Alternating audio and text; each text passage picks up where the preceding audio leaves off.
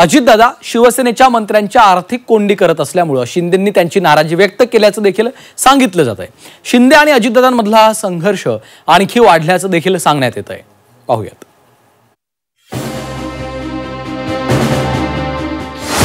महायुतीत शिवसेना राष्ट्रवादीत बेबनाव, सत्कार सोहळ्याला एकनाथ शिंदेंची दांडी, शिंदेंच्या नाराजीवर भाजपची सारवासारव।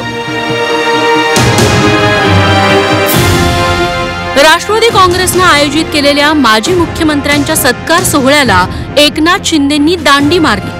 महायुतीचा घटक पक्ष असलेल्या राष्ट्रवादीच्या कार्यक्रमाला एकनाथ शिंदेंच्या गैरहजेरीची चर्चा कार्यक्रमात अधिकच रंगली।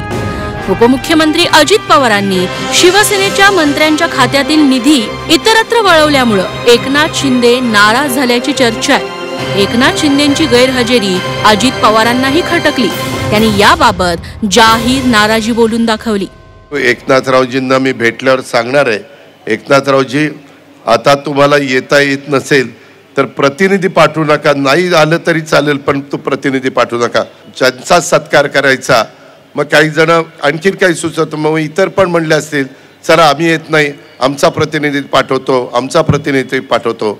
शेवटी त्या वेळेस राहिलेल्या राज्याच्या मुख्यमंत्र्यांचा म्हणजे महाराष्ट्रातल्या 13 कोटी जनतेचा तो सत्कार आहे आणि त्याच्यामुळे तो असणाऱ्यांनी स्वीकारला तर त्याला एक वेगळं आगळं महत्त्व आहे। महायुतीतले सख्खे मित्र असलेल्या शिवसेना आणि राष्ट्रवादीतला दुरावा अधिकच वाढत चालल्याची चर्चा सुरू झाली आहे। अजित पवार मुख्यमंत्री देवेंद्र फडणवीसांच्या अधिक जवळ गेलेत, तर शिवसेनेचे मंत्री आणि एकनाथ शिंदे हे सरकारमध्ये एकटे पडल्याची चर्चा सुरू झाली आहे। एकनाथ शिंदेंच्या सत्कार सोहळ्यातील गैरहजेरीमुळे अजितदादांमधील दरी आणखीनच रुंदावल्याचं सांगण्यात येत आहे। एकनाथ शिंदे आणि अजितदादांमध्ये असा कोणताच दुरावा नसल्याचं भाजप सांगतंय। त्या कार्यक्रमाची बद्दल काय एकनाथ शिंदे का गेले नाही किंवा एकनाथ शिंदेजींना काही महत्त्वाचा विषय त्यांच्याकडे, शेवटी इतकी मोठी संघटना आहे महाराष्ट्रात, संघटना चालवताना आधीच आपण 15-15 दिवशी महिना दिवशी कार्यक्रम देतो। एखाद्या वेळेस एकनाथ शिंदेजी एखाद्या त्यांच्या महत्त्वाच्या संघटनात्मक कार्यात किंवा 4-4, 5-5 महत्त्वाचे डिपार्टमेंट आहे, त्यामुळे एखाद्या कार्यक्रमात नाही गेलं याचा अर्थ यांनी असं केलं त्यांनी तसं केलं। मला वाटतं आमची महायुती प्रचंड मजबूत आहे, कुठेही बेबनाव नाही। आम्ही तिघही म्हणजे देवेंद्रजी, एकनाथजी आणि अजितदादा हे एकत्र भावासारखे काम करतात आहे, मी तर त्याचं साक्षी आहे। महाविकास आघाडीतून बाहेर पडताना एकनाथ शिंदेंनी अजित पवारांच्या माथी खापर फोडलं होतं।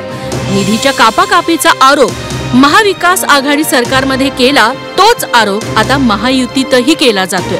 शिंदे अजितदादांमधील या शीतयुद्धाला पुढच्या काही दिवसात जाहीर संघर्षाचं स्वरूप येण्याची शक्यता नाकारता येत नाही। ब्युरो रिपोर्ट, झी 24 तास, मुंबई।